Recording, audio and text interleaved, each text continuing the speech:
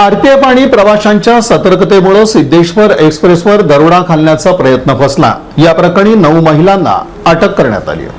मध्य railway RPF पथकानं गाडी क्रमांक 12-115 सिद्धेश्वर एक्सप्रेस मधील दरोड्याचा प्रयत्न हाणून पाडला आणि या गुन्ह्या प्रकरणी 9 महिला गुन्हेगारांना अटक केली। दिनांक 22 एप्रिल रोजी कुर्डुवाडी स्थानकावर कर्तव्यावर असलेल्या गुन्हे प्रतिबंध व शोध पथकाचे हेड कॉन्स्टेबल शिवाजी मुंडे यांना 3 महिला संशयास्पद रीतीने फिरताना दिसल्या। या महिलांना त्यांच्या ठाव ठिकाणाबद्दल विचारपूस करण्यात आली आणि स्थानक सोडून जाण्याचा इशारा देऊन सोडून देण्यात आला। या महिला गाडी क्रमांक 22-108 लातूर एक्सप्रेस मध्ये चढताना दिसल्या आणि त्यानंतर सोलापूर पथकाला संपूर्ण मार्गावर हाय अलर्ट जारी करण्याची माहिती देण्यात आली। आरोपी जेऊर स्थानकावर उतरल्या, जिथून त्या दरोडा टाकण्याच्या उद्देशानं गाडी क्रमांक 12-115 सिद्धेश्वर एक्सप्रेस मध्ये चढल्या। आरपीएफचं पथक आधीच कामावर होतं आणि सिद्धेश्वर एक्सप्रेसच्या एक्सकॉर्टिंग टीमला म्हणजेच हेड कॉन्स्टेबल हरमेंद्र प्रसाद मीना आणि कॉन्स्टेबल ब्रजेश यादव यांना संदेश देत होते। तसंच छायाचित्र, प्रवासी इत्यादींच्या मदतीनं संशयितांवर सतत पाळ ठेवत होते।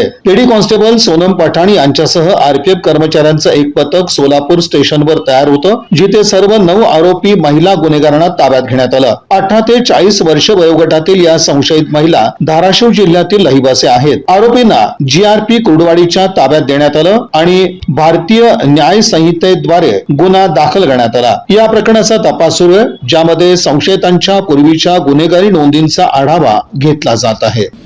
या बातमीपत्राचे प्रमुख प्रायोजक प्लॅटिनम मॉल इंद्रधनु सोलापूर।